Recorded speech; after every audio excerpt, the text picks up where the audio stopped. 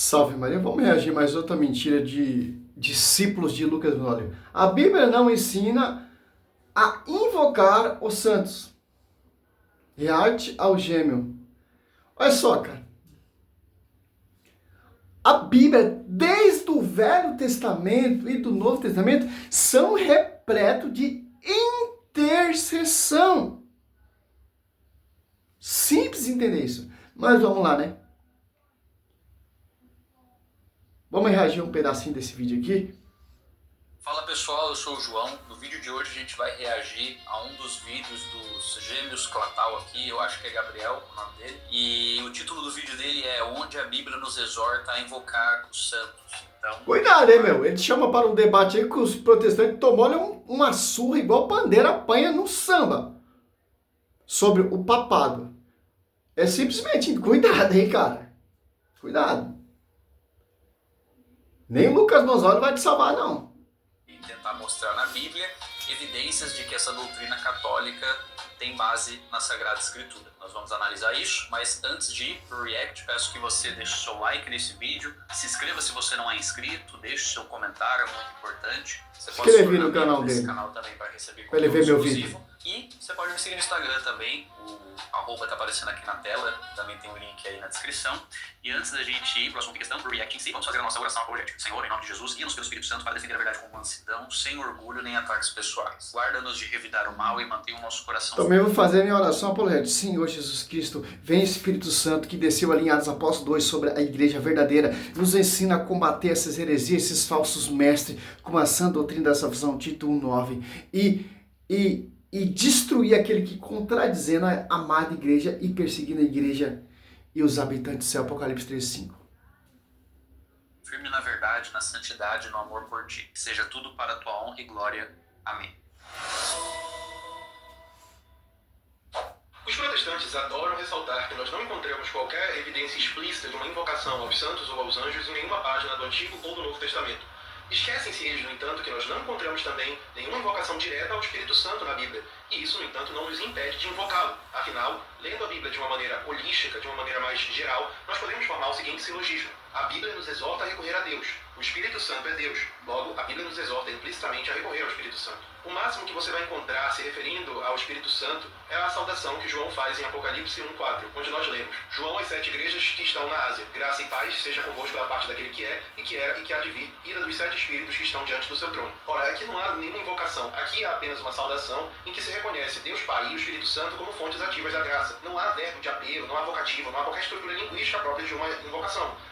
Não se interpela o Espírito Santo, por exemplo. Configura-se, portanto, mais propriamente como uma saudação epistolar, uma declaração descritiva, do que como uma invocação. Ele está certo em dizer e fazer esse silogismo aí a respeito do Espírito Santo, porém ele erra em dizer que o protestante só exige uma evidência explícita dessa doutrina da invocação dos santos. Não, o protestante ele não se esquece desse detalhe, tá bom? A gente sabe que, por exemplo, isso que ele falou do Espírito Santo... Só que eu percebo, você pega todos esses apologetas aí, o catolicismo sempre está errado. Só os caras, eles são a verdade. Você pega os debates pega o pastor Ferreirinha, o professor Ferreirinha, você pega Lucas Gonzalez, você pega Bruno Lima, você pega Thiago Duda, você pega Rodrigo Mocelin, você pega Rodrigo Silva, você pega todos esses doutores aí, sempre o catolicismo está errado. Aqui, ó. Errou feio demais. Aqui, ó. É o Santa Carona não sabe nada sobre a Sagrada Escritura. Só os caras protestantes é o conhecedor. Eles são tão conhecedor que a igrejinha fundo de quintal com a outra igrejinha do lado não concorda uma com a outra. Mais de 60 mil denominações, cada um tem um fundador. Cada um tem uma doutrina. Cada um tem uma visão. São tão sábios, conhecedores, e está nessa divisão que a própria Escritura, Mateus 12, 25 e 6, Marcos 3, Lucas 11, ou 2 Coríntios 4, irão surgir pessoas que não proclamam de Jesus diferente, Gálatas 7, 2 Evangelho, são pessoas que semeiam confusão e estão nessa confusão. Essa barnância, Torre de Babel. E cada um quer defender. Não, a intercessão não existe. Cara, tem tanto vídeo meu intercessão aí, simples, pô. A intercessão, ela é explícita, principalmente no livro de Jó, que ele vai citar. Jó 1:5, Jó 42, Jó 16, etc. Olha só, vamos ver se é isso mesmo.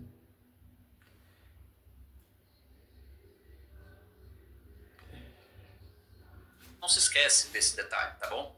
A gente sabe que, por exemplo, isso que ele falou do Espírito Santo e a doutrina da Trindade como um todo, você não vai ter ipsis literis lá falando Deus é o único Deus que subsiste. Ô, meu querido, eu quero capítulo e versículo bíblico. Eu só acredito capítulo e versículo bíblico. O que você está falando? E um jumento cagando, para mim é a mesma coisa. Eu quero capítulo e versículo que a Bíblia proindo intercessão. É isso. O que você fala, o seu pensamento, para mim, pouco importa. De 3 pessoas. Não, mas por inferência, em evidências bíblicas, que nem todas elas podem ser explícitas, mas implícitas, você chega a essa conclusão. Mas você tem uma segurança escriturística que aponta fortemente para essa inferência. Para essa Mas se mudou alguma coisa? Católico não é só uma evidência explícita necessariamente. Pode ser implícita também. Mas vai ter que ser tão forte como, por exemplo, aí ele usou do Espírito Santo, de que há essas evidências e que você possa fazer uma inferência segura. Para você defender a invocação ao Espírito Santo, você tem recursos bíblicos, evidências bíblicas para fazê-lo. Católico... Claro. Atos Apóstolos 2, o Espírito Santo desceu aonde? Na Madre Igreja. A quem? Aos apóstolos que eles confiaram. Os apóstolos 2. João 6, 16, 13. Vocês não falarão por si próprios, mas o Espírito Santo vos ensinará e revelará o que vocês devem falar. Mateus 21, 20. O Espírito Santo assiste a igreja. Ide, Mateus 28, 16. Ide a todas as nações. Então, como eu vou ter essa graça de invocar o verdadeiro Espírito Santo? Porque tem um falso Espírito. 2 Coríntios 4 deixa bem claro. Não está nem o tempo da intercessão ainda, o tema é a intercessão. Simples. Os santos, eles foram cheios do Espírito Santo. Do verdadeiro Espírito Santo. Da verdadeira doutrina. Os Apóstolos 2:42. Tanto as Apóstolos 2:7 tinha pessoas de várias nações, pato, metro, limitas, entendiam com sua própria língua materna. Por quê? Para não ter esse contexto de divisões de vários pensamentos. E uma coisa muito interessante, você pega Mateus, olha só. A quem é essa promessa? A igreja. 28, 16. Os 11 discípulos foram para Galileia, para a montanha que Jesus lhe tinha designado. Quando ouviram, adoraram-no. Entretanto, alguns hesitavam ainda. Mas Jesus, aproximando-se, lhe disse: toda a autoridade me foi dada no céu e na terra. 19. Ide, pois ensinai todas as nações, batizando em nome do Pai, do Filho e do Espírito Santo. Ensinai a observar tudo o que vos prescrevi. Eis que estou convosco todo dia, até o fim do mundo. É isso aqui que muitas pessoas não fazem. Examina. Fica nesse baraco aí escutando qualquer herege, qualquer pastor hereginho, tal, etc. Mas não escuta o verdadeiro Espírito Santo que está na igreja. Coluna, você está com a verdade. Porque não há dois espíritos. Não há duas revelações. O Espírito Santo, ele não é divisor. Ele é unificador. Está na única igreja, no único corpo místico de Cristo. A Assembleia, o Espírito Santo está lá? Não está. Porque não é a doutrina do verbo. Porque não foi confiada à universal. A Assembleia triangular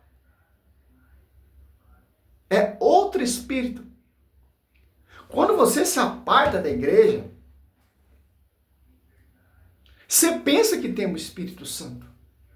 Aí o pastor lá, ele ora em língua, ela ela xúria, ele adivinha, ele é profeta.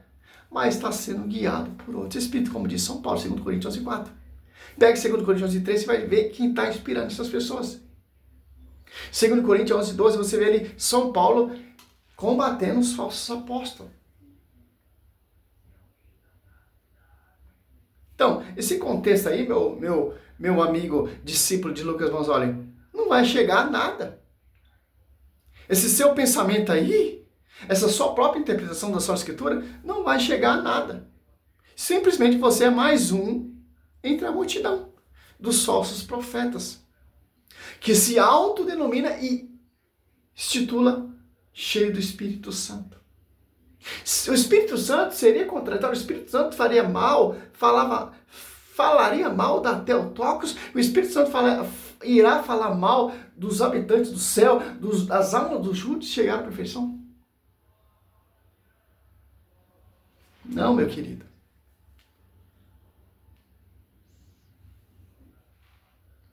Vai fazer. O católico pode fazer isso também na tentativa de justificar biblicamente a doutrina da invocação dos santos. Só que agora está com ele o ônus de mostrar que, assim como o exemplo do Espírito Santo em sua invocação, você tem evidências fortes implicitamente, que nos permite seguramente chegar a essa conclusão, fazer o mesmo com a invocação aos santos. Será que ele vai conseguir? De maneira análoga, nós podemos construir também, com base numa leitura holística da Bíblia, um silogismo para se defender a invocação dos santos. Premissa número 1. A Bíblia nos exorta a recorrer à intercessão dos justos. Premissa número 2. Os justos falecidos são nossos intercessores. Logo, a Bíblia nos exorta implicitamente a recorrer à intercessão dos justos falecidos. Ok, ele colocou. Só para finalizar esse primeiro vídeo aqui, olha só, você pega Jó 42, 6, Tomou, pois, 7 touros e 7 carneiros, e vinde ter com meu servo Jó. Quem está falando isso aqui é o Verbo, o Deus vivo. Oferecei-vos por vós em holocausto, e meu servo Jó intercederá. 42, 8.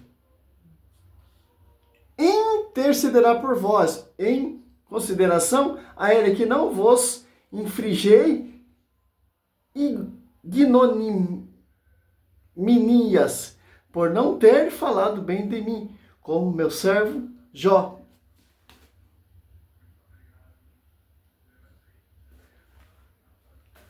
Olha como esses caras ali é mentiroso. Eles dão a volta, vai tentando, vai explicando outra coisa, saindo fora do tema, do tema. Para o quê? Porque eles não conseguem provar nada. Por que como eu sei isso? Porque eu tenho meu professor Padre Luiz Toro, meu saudoso, intercede por nós, professor Leitão, que Deus a tenha. Simples, pô. Você faz uma catequese exata, com visão do Marcelo, você não cai nessa falácia aí. Porque os caras não vão provar nada, os caras vão dar volta, Você vê versículo bíblico falando que tem intercessão. Você pega em Jó, é um livro cheio de intercessão, cara. Jó 33, 23, Se perto dele se encontra um anjo, um intercessor entre mil, para ensinar-lhe o que deve fazer,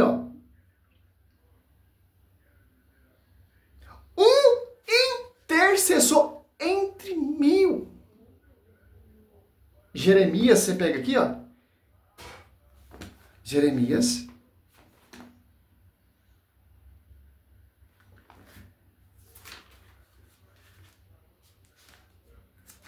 Para finalizar o vídeo.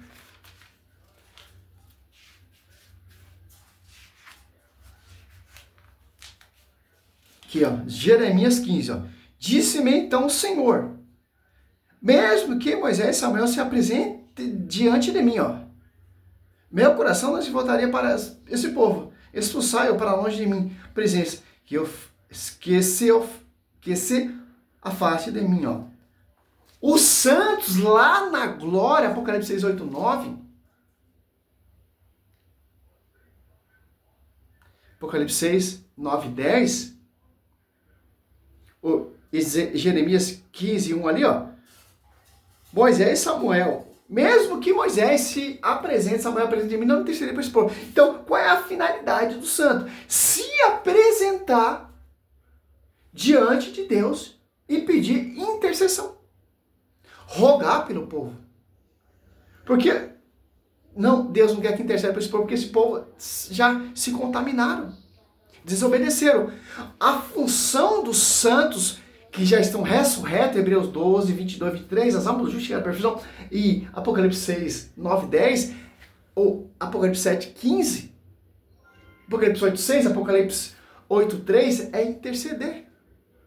Daniel 10 ali, Miguel Arcanjo vai socorrer Daniel. Que a sua oração foi ouvida. A família de Zacarias foi um anjo trazer a saudação. Jó diz 33, 23, há uma intercessão entre 1000. Jó intercedeu pelos seus amigos. Então, aí esses protestantes metidos apologeta, o foco deles não é te evangelizar. O foco dele é live, o foco dele é status, o foco dele é ter fama na internet. Porque isso gera dinheiro, gera renda. E tem muitas pessoas ganhando dinheiro com esses trabalhos mentirosos. Se você pegar Êxodo 32, 13, só, outra intercessão, ó. Deixa eu ver esses mesmos, 32, 13. Lembrai-vos de Abraão e de Isaac e de Israel, vossos servos, já estão mortos. Porque lembrai de vossos servos. Que o bezerro ali, Deus ia destruir aquele povo que caiu na idolatria, ó.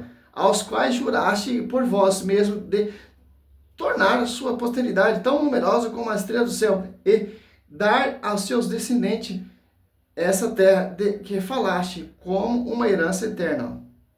E o Senhor se arrependeu das ameaças que tinha proferido contra o povo. Quem está intercedendo aqui por esse povo herege? Moisés, salve Maria, toda pura.